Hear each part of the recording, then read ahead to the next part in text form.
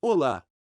Para chegar no nível dos grandes e ganhar dinheiro online pelo YouTube, aprenda com os maiores. Clique no link da descrição. Vou até pegar uma frase aqui do economista que eu já citei no podcast, o Hayek. Ele escreveu em 1976: "Eu não acredito que teremos um bom dinheiro de novo antes de tirá-lo das mãos do governo. Isto é, não podemos tirá-lo violentamente das mãos do governo. Tudo que podemos fazer é, por algum caminho indireto, introduzir algo que eles não podem parar." E aí eu dei aquele exemplo do pessoal mandando cartas para o Facebook para parar a criação da moeda deles, né? Como é que você vai mandar carta para o Satoshi Nakamoto, que criou o Bitcoin? Ninguém sabe quem ele é. E mesmo que descubra, ele não tem mais influência sobre a rede, porque está descentralizado. Então, isso é o início do fim do monopólio das moedas. E isso é muito interessante. Você tem várias pessoas nos Estados Unidos, Bill Gates já falou isso, o Charlie Munger, que é o sócio do Warren Buffett, um dos investidores mais bem-sucedidos, que o Bitcoin é uma evolução.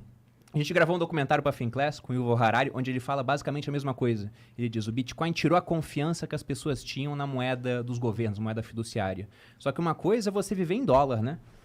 O Yuval Harari a gente pagou em euro. E outra coisa é você viver em moeda bosta, como a gente vive aqui em real, que não para de perder valor, pô. Não para. Então, para esses caras terem a opção de alocar parte do que eles têm em termos de patrimônio em um ativo digital escasso, que é um feito tecnológico incrível, porque é difícil ter alguma coisa escassa digital. Eu posso mandar o mesmo e-mail para 1 milhão de pessoas. Aquele negócio é único. E aquilo tem se valorizado com o tempo porque é tão escasso que se cada milionário no mundo quiser ter um Bitcoin, não tem como, porque a gente tem uns 50 milhões de milionários, aquilo tende a subir de valor. E o Bitcoin é só a ponta do iceberg de um monte de coisas que estão vindo através de tecnologia de criptomoeda. Então, o começo foi isso aqui, foi criar algo que os governos não podem parar. Porque se o governo brasileiro hoje decidir, sei lá, Bolsonaro vai lá e assina: "Ei, por bem, manda o quê? O Bitcoin tá proibido, tá ok", é isso aí. Pá! O que acontece? Nada. O Brasil só perde com isso. Porque alguns negócios fecham, as corretoras aqui no Brasil, só que hoje você consegue usar corretora descentralizada, Sim. consegue usar corretora chinesa, americana, chinesa não, que eles baniram também, que está em Malta, Japão. Então, você só tira aquele recurso do país e transforma pessoas que estavam agindo de maneira pacífica em criminosos, porque tem um Bitcoin. Mas isso não para a evolução, até porque a tendência agora é que os países passem a aceitar o Bitcoin até como moeda, como El Salvador já fez.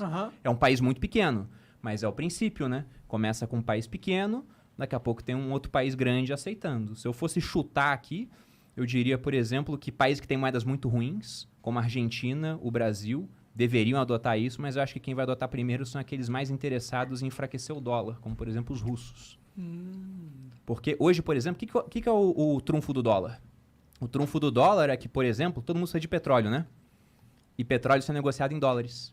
Então, como todo mundo precisa de petróleo e petróleo é negociado em dólares, todo mundo precisa de dólar. Aí isso faz o quê? Os americanos podem criar trilhões de dólares, aumenta a oferta, dinheiro é como qualquer outra coisa. Só que a demanda é muito alta por dólares.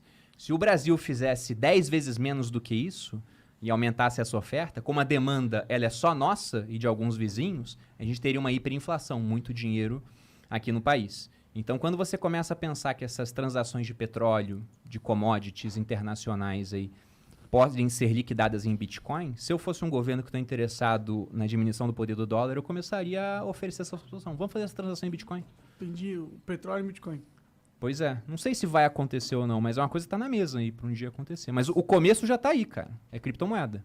Interessante. Eu quero investir.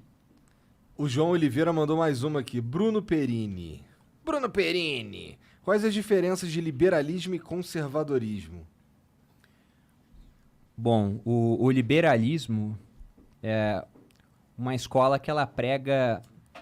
Depende, hoje você tem outras vertentes também, tem os anarcocapitalistas, mas o liberalismo clássico, ele diz o seguinte: todo homem, ele nasce com alguns direitos naturais inalienáveis. São esses direitos vida, liberdade e propriedade.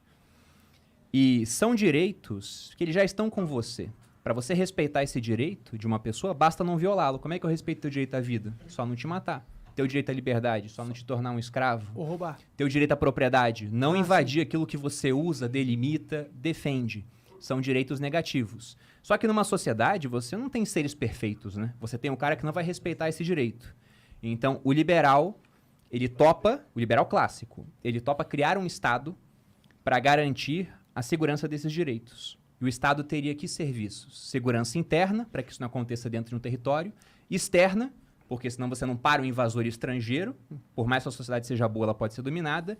E justiça para resolver conflito. Esse é o Estado mínimo que o liberal prega. O conservadorismo não é igual ao liberalismo. O conservadorismo, hoje, ele adota na parte econômica posturas liberais. Mas eles têm mais esse critério de querer manter aquilo que viram que deu certo, enquanto o liberal ele já é mais propenso a, não. Droga, por exemplo, legalizar a maconha. O liberal, ele é a favor. O conservador, eu não posso falar que o conservador é uma unidade, né? Tem conservadores e conservadores, mas geralmente ele fala, poxa, mas onde que isso deu certo de fato? Vai acabar com o tráfico? Então ele tende a ter posturas de manter mais o status quo daquilo que ele viu que deu certo. Mas na parte econômica, como ele já viu que o liberalismo deu certo, os conservadores tendem a ser mais liberais. Então tem pontos em comum, mas tem coisas diferentes. Como, por exemplo, a questão da droga. É um Sim, exemplo disso. que eu acho que eles estão se tornando mais liberais nesse sentido, os conservadores. Eu tenho Porque tá vários vendo que tá amigos dando conservadores, certo, né? E os conservadores hoje, que são a favor de liberar drogas, são tidos como conservadores mais reacionários. Reacionários? É. Como assim, reacionários? Porque eles estão querendo mudar esse negócio. E o cara que é conservador fala, não, droga é proibido. É proibido desde não sei quando, então mantém proibido. Entendi. Entendeu? Eles são meio não questionadores de nada. Quer evoluir, ganhar dinheiro com a internet e aprender uma profissão para o seu futuro? Desde designer básico, até o avançado nível agência de marketing, ou apenas ganhar dinheiro com o YouTube. Os links para sua evolução estão na descrição do vídeo, é só escolher o que quer e dar o passo.